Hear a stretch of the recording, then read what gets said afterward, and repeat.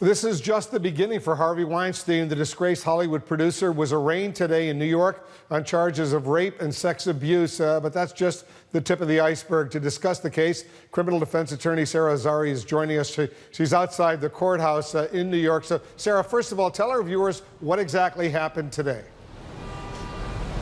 Well, what happened today was Harvey Weinstein surrendered to authorities. There was a warrant out for his arrest on two cases involving two different accusers. One involves charges of first and third degree rape under New York law, and the second one involves forced oral copulation, both of which, because of changes to the New York law in 2016, are not subject to any statute of limitations. So as you said, this is the beginning for Harvey Weinstein. I understand there's a grand jury proceeding still ongoing at which 4 other women are to testify against him here in New York. He's subject to multiple other investigations on the federal side, in other states, in Los Angeles, abroad in London. I mean, it really, this is, it's big time for Weinstein. And it's a big day for his accusers. Yeah, it certainly is. But let me get your reaction to what Harvey Weinstein's attorney said after today's proceedings. Listen to this.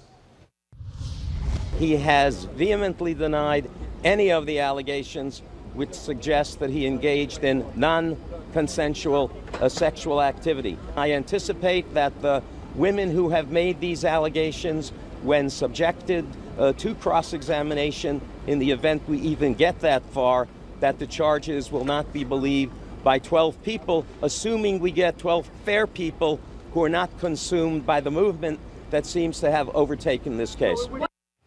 He was clearly referring, Sara, to the Me Too movement, which has called attention to sexual misconduct. Your thoughts?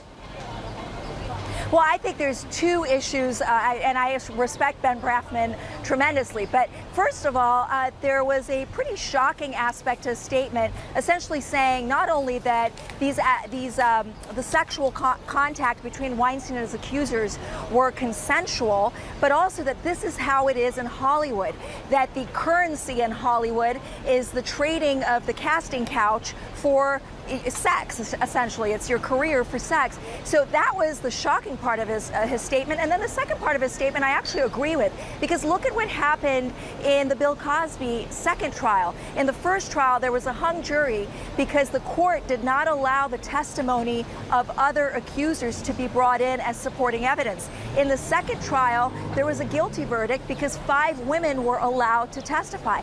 You know, the prosecution in the Harvey Weinstein case has a lot of women to work with in terms of testimony and evidence. And if the judge at the trial allows those women to come in and testify in support of Lucia Evans and the other woman who we still don't know is anonymous, then, you know, it does not look good for Weinstein. There's definitely a drastic contrast between pre-Me Too trials and post-Me Too trials in this sort of a case.